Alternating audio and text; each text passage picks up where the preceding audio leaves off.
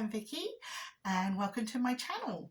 This isn't going to be a reading episode as yet. This is instead going to be a tarot on Oracle deck tour, and just to show you that the decks that I currently own, as it said that one can never have too many decks. Well, I'm sure my collection is a lot smaller than most people's, but it is beginning to increase a little bit as I grow more in doing tarot card readings. So without further ado, grab one's cup of tea here. I think this is peppermint, and we'll get straight to it. Right. I'm going to start with my tarot decks, starting with my new kid on the block, which is the one Hubby got me for Christmas, and that is the Darkwood Tarot. It is a lovely box. It's got this nice little magnetic strip on the box, so it's put lovely together, and it has the most beautiful guidebook to go with it. I was absolutely bowled over, because a lot of the time you get guidebooks which are just like a little pamphlet and whatever, but this is just really, I just feel a lot of care has been taken in this. There's a lot of deeper meaning, and you could even use this book as a form of sort of divination and guidance. There is, a lot of really interesting scenarios. If I, for example, flick this page and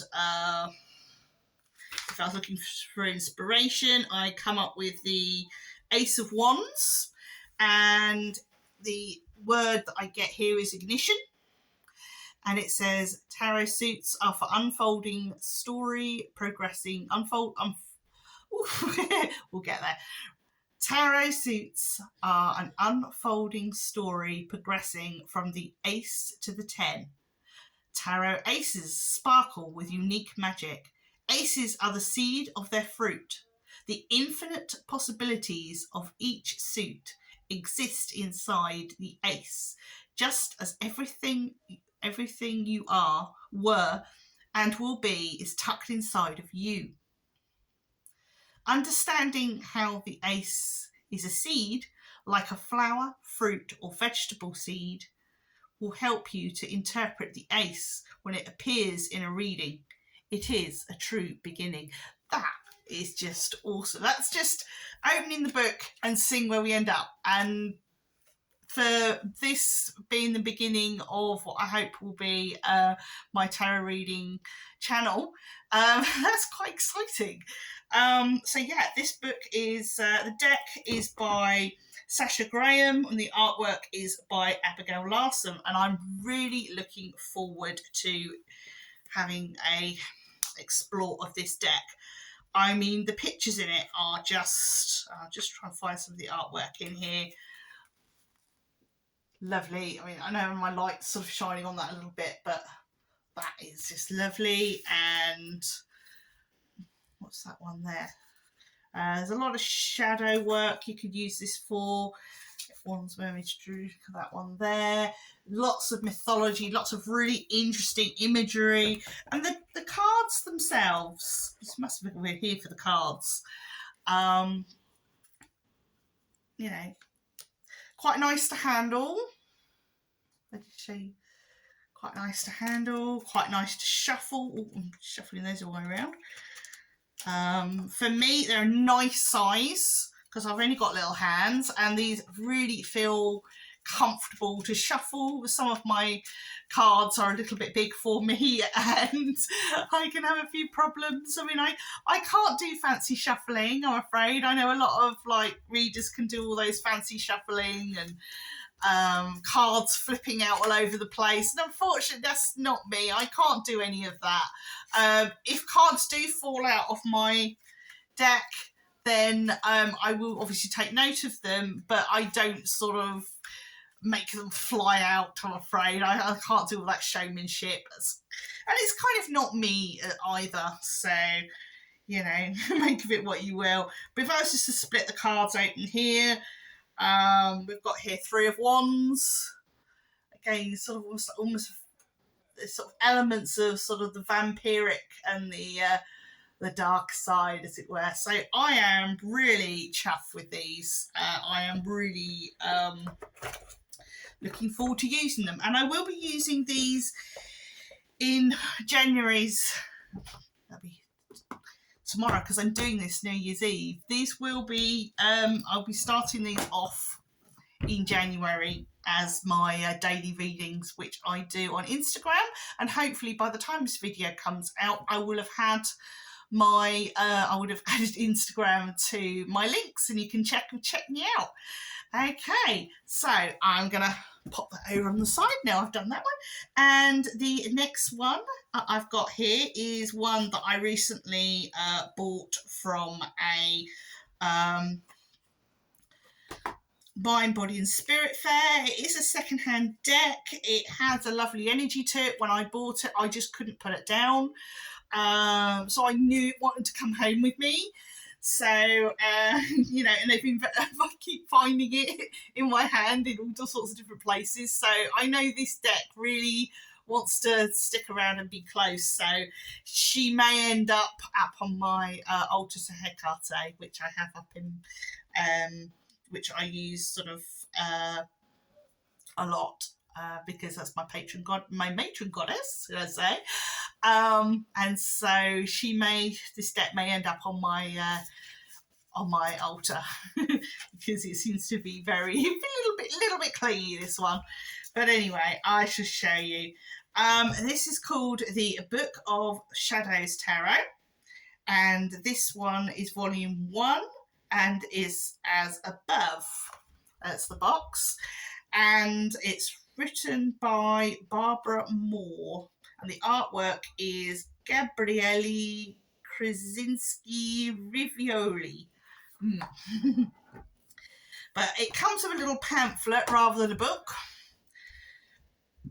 and I have been using this one for my December readings, my December daily readings, and I've really enjoyed using it. There's a lot of imagery from all different pantheons. There's Greek, there's Norse, there's you know, it uses instead of the traditional major and minor arcana, it uses festivals, pagan festivals. It uses you know, elements rather than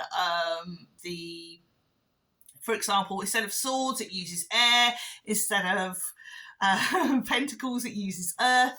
So it's a very non-traditional tarot, and yet easily transferable. You can easily transfer it once you get the hang of it, especially with the major cards. That can take a little while to get used to, but I've really enjoyed using it, and I think this may end up with my altar at the moment. But just to give you an example of the pictures, there we go. That one there is the circle, which, if I remember rightly, is the High Priestess. And I'm going to double check that because I don't want to get that wrong. Otherwise someone will go in the comments and say, oh no, you've got that wrong. Let me just double check. Always best to double check.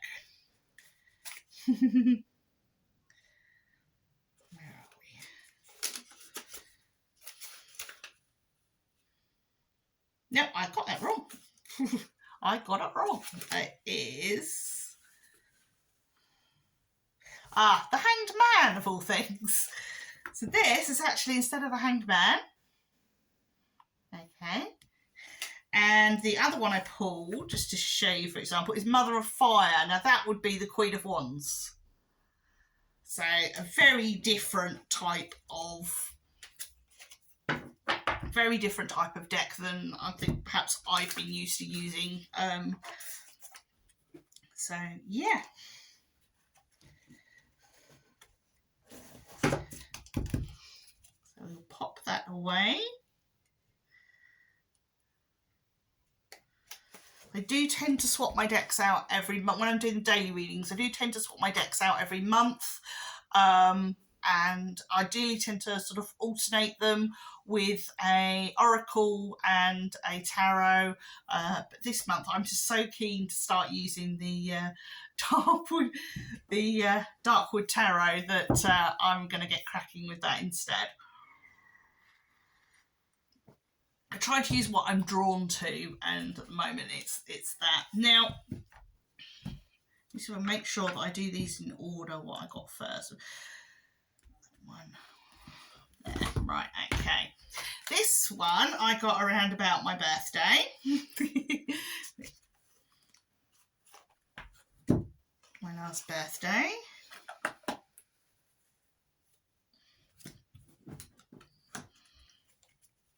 Which is just after Beltane, if in case you didn't know. Right. And this one is the Lord of the Rings Tarot. Now I also have, which I'll show you later, the which I think I got round about a similar amount of time, round about the same time, but it's also this one's a second-hand deck, whereas this one's a new deck. The Lord of the Rings Oracle as well, because I quite like and I quite like using them together. I do find you can get a really nice reading using them together. As I say, I'm a big Tolkien fan, a big fantasy fan, Lord of the Rings fan, you know, and like George R.R. Martin fan, as you can see behind me. I'm even writing my own fan fiction set in the Tolkien universe, which is on Wattpad. So, you know, check that out too.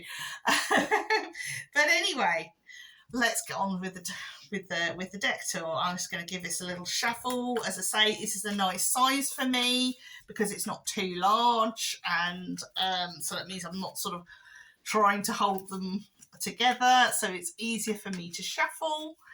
And I'm just going to pull out a couple of these and see what wants to come out and show itself. Not that we're reading them, we're just literally having a look, just to give you some examples, really.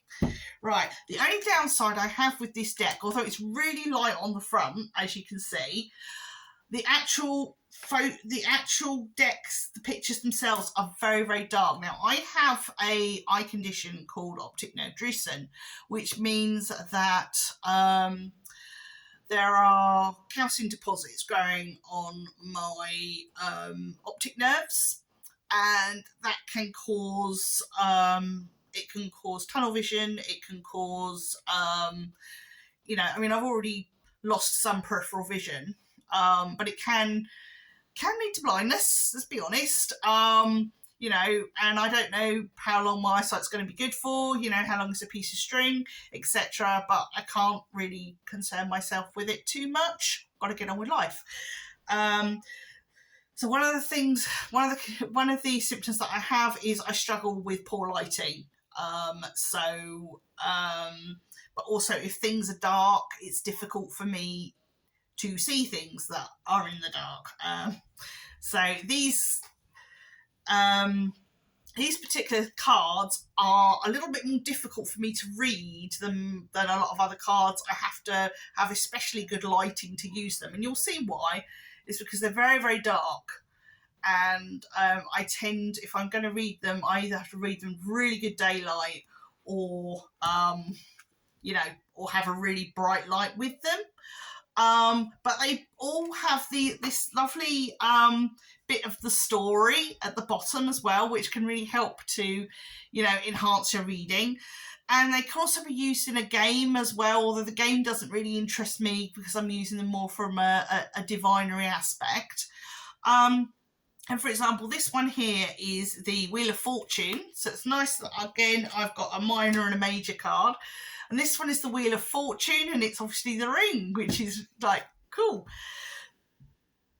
And it says the ring brings benefits, but eventually dominates. One ring to rule them all. So very interesting that should be the Wheel of Fortune, which is like very much a fate card in a lot of ways. So, and just incidentally, you could. with regards using decks for reverses, I don't tend to do reverses, but I do on certain decks. If I just go back to I don't think I'll be using the Darkwood Tarot for reverses because it would be too obvious. I don't like to use decks where the back's obvious. Although, to be honest, they look the same each way, so I could use those as a reverse, as you can see. You can't tell which way up they are, so yes, I will probably use these as a reverse, actually. I'll probably acknowledge reverses for that one. And for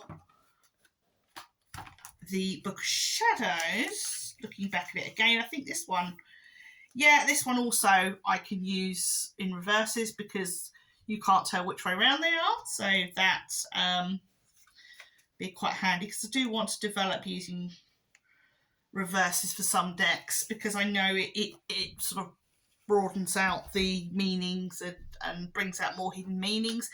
And these Lord of the Rings ones, again, are sort of double-sided or double-ended, so you can easily use these as reverses too. This one here, we've got the Three of Swords for this one in particular, and the little thing at the bottom says, Sam confronts Frodo by the side of Mount Doom after Gollum has taken the ring along with him into the fiery furnace. So there we go. It sort of tells a story, and you can also use it in your storytelling when you are doing your readings. So yes, I do. It's taken me a while to get used to this deck. I really struggled with it first, especially because, as I've said, I've got vision difficulties. I wouldn't say I'm partially sighted yet anyway, but I have visual difficulties that require me to use a lot of very, very good lighting in order to manage my condition. Sadly, it's a genetic condition that is hereditary, and we've recently discovered that my daughter possibly has it, but at the moment it's not affecting her, and it's quite rare. Luckily, it's only like under 3% of the population have it, so it's not like, I don't see it as a death sentence. I just see it as a little problem one has to overcome. But anyway, let's get off that subject. Back onto tarot. That's what we need to get onto. Anyway, the next one I'm going to show you is another deck that I got for my last birthday, and that one is the Elemental Power Tarot, which I have absolutely loved using. This one is by Melinda Lee Holm, and it is, I think the artist is the same. Let me just check from the book. It says illustrations by Rohan Daniel Eason. It again has a lovely guidebook with a few suggestions for spreads. It's got some brilliant descriptions, and it's a really nice guidebook again. The cards, again, you could probably use these for reverses because you know it's got double-ended. The only thing is they are a little bit large for me, so I do struggle with handling them because they're a little bit large for my hands. But apart from that, they are really, really nice. And the thing I love the most about these cards is they are from the first person. So when you are looking at the cards, you are looking at what is literally in front of you. If you can sort of visualize that, and from that, these are really useful for meditation and for dream work, that kind of thing. As well as readings, you're visualizing what's in front of you, and it's quite fun to. It's a nice deck to use. I've just had some really, really fun and interesting results with them. I don't personally think I would use these ones for reverses, even though they've got a double end, and that's because of the way I feel I get the best out of them when I'm doing, like, you know, visualizations and stuff like that. It's a very different kettle of fish. If I just show you, for example, there's 2 pits really there. I really need a... there we go. Oh, that's good. That's a good one to start with. Right, okay.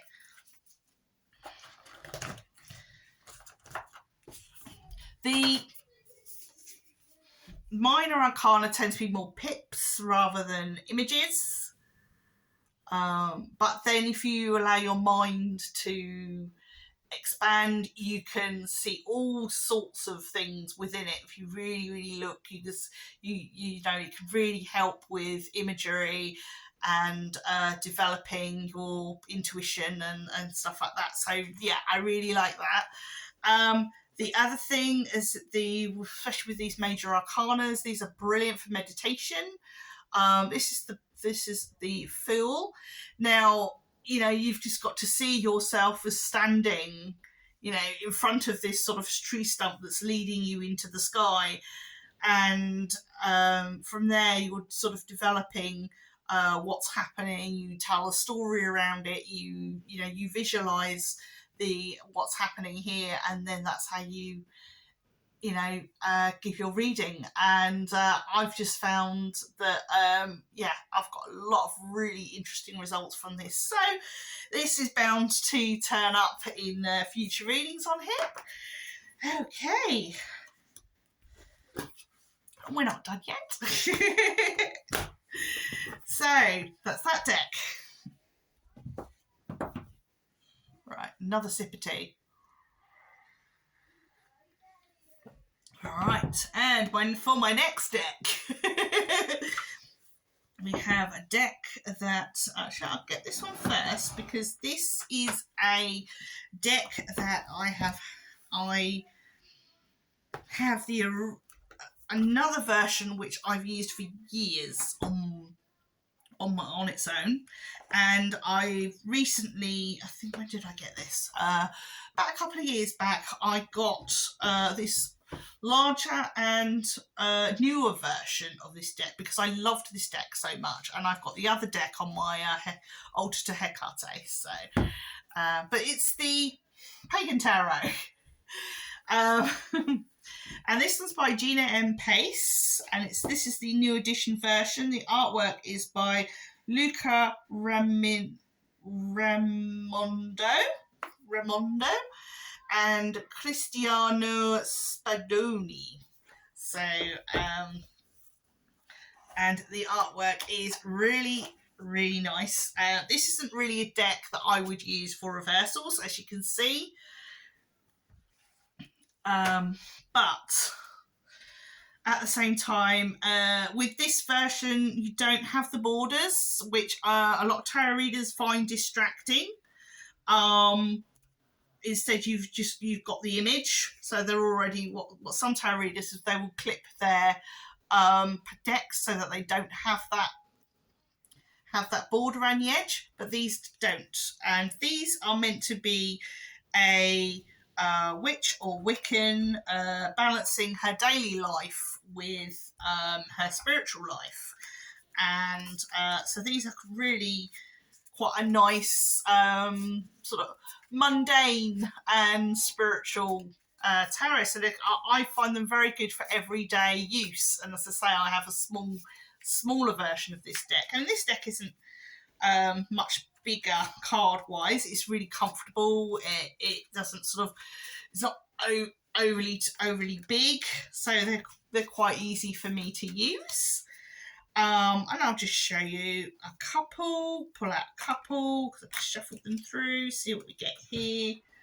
I do ideally prefer a major and a minor, but it's the fun of it, isn't it? Yeah, we've got an 8 of Swords. So very traditional imagery, again, but with a little bit of a modern twist. There we go. And then we've got the Hermit. which is very me.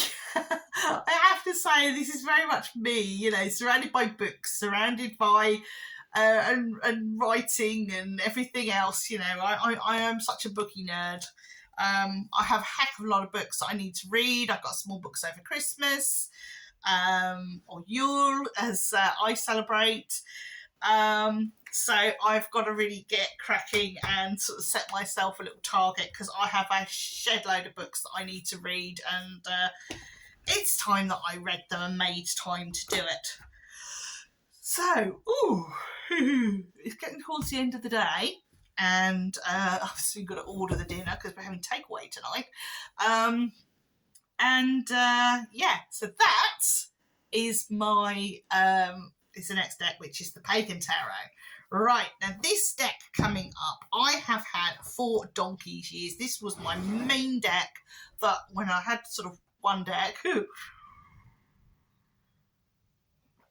mean, for years I have had one deck, and then I wouldn't resonate with it, and then I would pass it on, and then I'd get another deck and wouldn't resonate with it and would pass it on, and now I've got to a point where I don't pass them on. It's just that I'm sort of, as I'm growing as a reader and as a witch, I found that maybe I didn't need to pass them on, I just needed to use them in different ways, and so my collection is growing.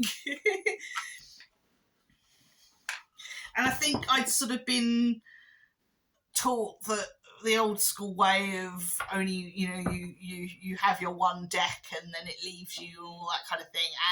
And no, I don't subscribe to a lot of my early teaching or my early learning from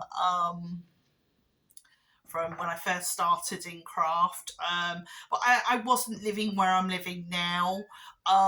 Culture was very different. I was living in the south of England, and if people who don't know much about England don't realise that cultures change very, very quickly. Sort of, you can be in a totally different culture within 20 miles of each other.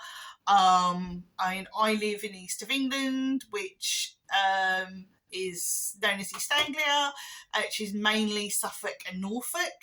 Some people in Essex seem to think they're part of East Anglia as well, but we can get a little huffy about that. You know, they have their the kingdom of the East Saxons was its own kingdom. But you know, some of us have. I used to be a historical reenactor, so I actually know quite a lot about history and the way that the UK developed itself and things like that other people who are pagans or witches or whatever may not actually know about, because they may not have done the historical reading. But I have, and I have a real passion for history, and you know, as a reenactor, reluctantly, we had to give it up at a later date. But you know, you don't just forget that kind of knowledge. But anyway, keep digressing, don't I? Right. My next deck is known as the Secret Tarot. Again, I could possibly use this as a reverse deck, but I haven't so far. I don't think now that I would. It's been with me a long time. It even has its own little wooden box. I haven't even got the original packaging for it or anything. It's just kept in this nice little box. And it's just like an old friend. It's one I've had donkey's years. It's still in really good condition. And it's not one I'd sort of part with anytime soon. In fact, I lost it for a long, long time, and I was really worried when I found it again that it wouldn't be very happy. But it was like, oh, nice to see you again. And I was like, oh, you've forgiven me then for leaving you. So I'll give this a little bit of a shuffle. It's quite fairy tale-y in places, this one. I think it has a bit of a fairy tale vibe about it. But not like traditional sort of, you know, not overtly, certainly not Disneyfied anyway. But here we've got the Empress. We've got two major arcana cards here. So we've got the Empress. There she is in all her finery. And then we've got the High Priestess. Okay, I'm going to get a minor card as well, because it's always useful to see the minor cards. Strength. No, we don't want strength. We want a nice minor card. Oh, I said a nice minor card, not the Nine of Swords. There we go. Nine of Swords there. But yeah, it's again, it sort of has elements of modernness about it, as well as the sort of older things. But anyway, that is my tarot decks. So, as without further ado, we better get on with the oracle decks. Right. Now, this little deck, I'm not going to go and do these in order, but this little deck, in fact, they're sitting in order, so we're fine. This is probably my oldest set of oracle cards. These were a freebie, actually, that I got from a magazine years ago. I think it's Soul and Spirit. I don't know if it's still going, but I've had these donkey years, and they're just so sweet. They're just like a little, I've even got the little box that come with still. They are just such sweet little cards. And they're just an angel blessing card.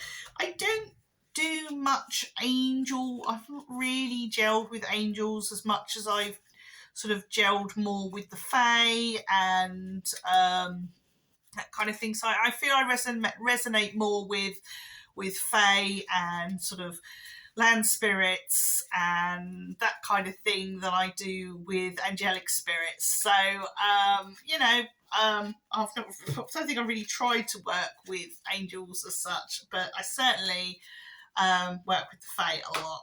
So let's just give these a little go and see what we get. But I have found these to be quite sweet and lovely.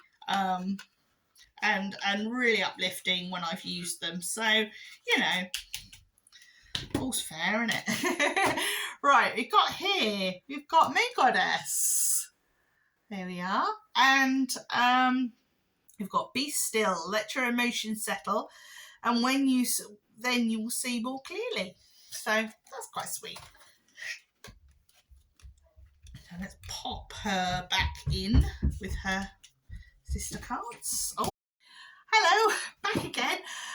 We had a slight technical issue and a bit of a pitch invasion of my youngest, so I've had to come back again and add this on. So where were we? Without further ado, I think we've just done the angel cards. So now I'm going to show you my next oracle deck. This is something that I won in a raffle. I go to a moot every month, and we used to have a raffle. And this was one of the things that I won from it. It's one of the prizes, and it is called the Unicorn Cards by Diana Cooper. So there we are. That's the box. I've had that a little while. I need to get this box to behave itself a little bit, but I think that's meant to go in there. So I don't think that's meant to stick out like that. I do like to be tidy. You wouldn't think that from the state of my house sometimes. But there we go.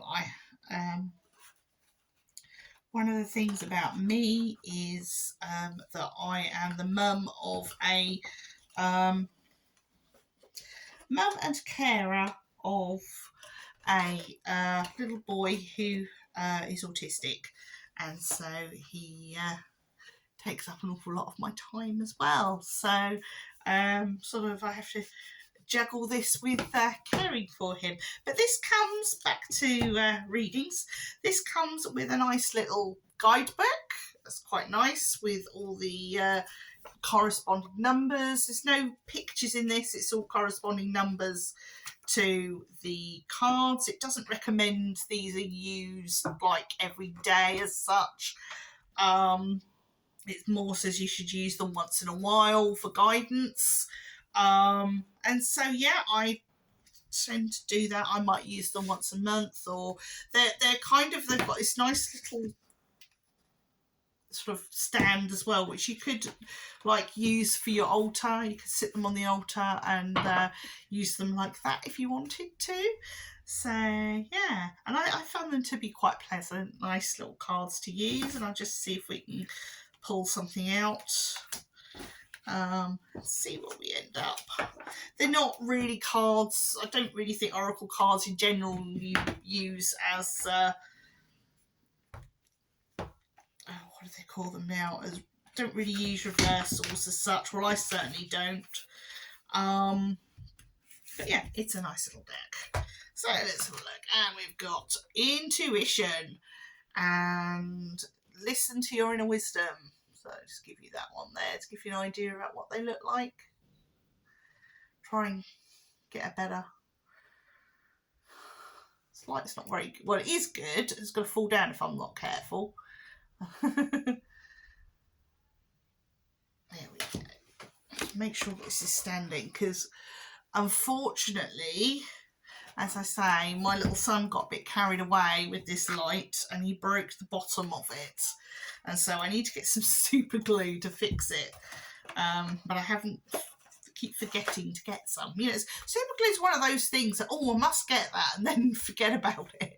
So, yeah, so that's a kind of repair job I need to get done this year, along with all the other repair jobs.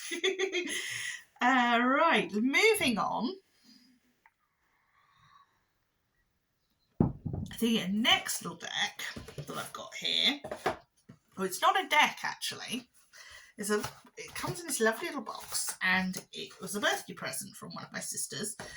And it is a little jar, what they call a little jar of mindfulness. You meant to sort of pull one out each day, and you sort of take off the mindfulness exercises that are within. But I've equally found them to be nice as guidance for, like an oracle deck and using them that way. And basically, you go into the jar and you pull one out, and it'll give you an exercise to do. So, for example, like this one's got a bubble on it, and then you would read the writing behind it. And this one says, purpose of this one is to cultivate contentment in the moment and escape the persistent striving we find ourselves caught up in on a daily basis.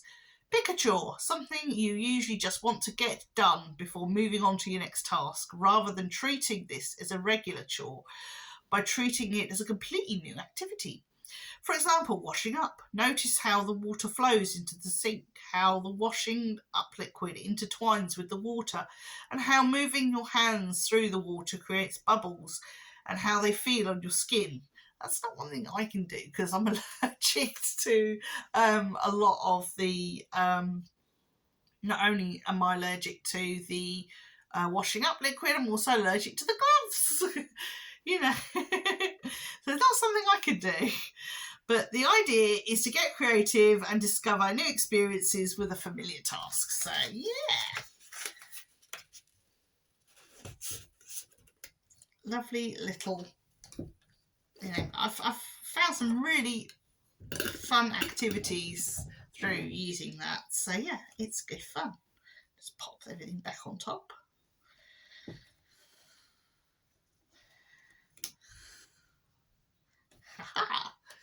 Right, so we'll pop that one away. Tidy as we go. Right, and next up is one of my last two are my newer decks. Newer oracle decks. In fact, the first one I will show you is the Lord of the Rings deck. This is a second-hand one, and obviously it's been out for some time. It's by Terry Donaldson. It's got this sort of, I think it's meant to be played as a game as well. You even get the ring with it, or a version of the ring, which I'll have to show you. You get this like really lovely box with a book that comes with it, which I'll show you in a sec. So this box is a bit rickety because I can tell it's been well used. You can use it you can turn it into a game as well. There's an element of gameplay with it. We've also got this ring with it, which you can use as a pendulum as well. So that's a bit of fun. So you can use that as a divination tool. And then you have the lovely book that comes with it. And then you have this, which is a map which you can use. Which is a map of Middle Earth, which you can use for the game that you can play with this. So, but I haven't played the game. I've just used the book and the cards, and the book is quite nice.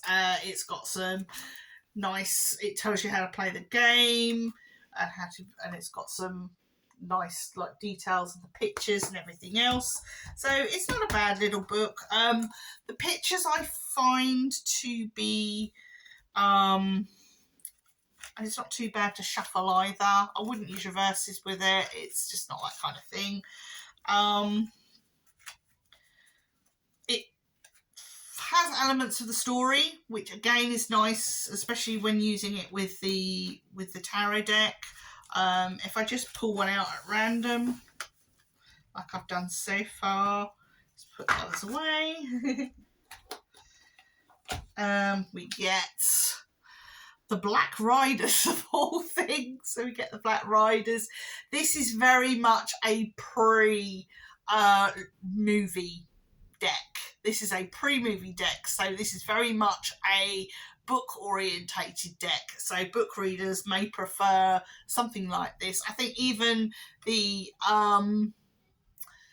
Lord of the Rings deck, tarot deck, that is, I would say it looks the outside looks very sort of 80s, D&D 80s. And again, it feels very pre-film as well. So, yeah, I mean, with this, the elves have all got moustaches and stuff. And it just... I don't know. The only downside I find with the pictures is they're a little bit faint. The colours are not very pronounced, which is makes it a little bit more difficult for me personally to read, as I've said. But I've got some quite interesting results with them. I wouldn't say they're too bad a deck, and they're fun to use with the Lord of the Rings tarot card, especially if you want a Lord of the Rings themed reading, which I may do from time to time. But that will be on here. So yeah, that's another deck down, one more deck to go. And the final deck I'm going to show you is very much a new deck, and it's very close to my heart. Really love using this deck, and that is the Believe in Your Own Magic Oracle deck. As I said, I haven't got so many Oracle decks. That's something I want to rectify, get a few more Oracle decks. So it's going to be to widen my readings. But yeah, it's lovely, and we've got lots of. It's a very, I would say, divine feminine deck. It's very much sort of girl power, and I think that's probably the way to describe it. Very, very girl power, and it's just delightful. I really love it. I'll just give you an example. It's made by Amanda Lovelace, who I've done a little bit of research on. She writes poetry, and the artwork is by Janina Medeiros. And yeah, it's an absolutely lovely little deck. A lovely little oracle deck. And this one that I've just pulled out is Witch Justice is Coming. And there's a nice little... The book that comes with it has sort of examples of... It shows examples of the pictures in black and white, but it's split into 3 different sections. So you have the... Where are we now? You have the princess cards, you have the witch cards. I think you have the mermaid cards.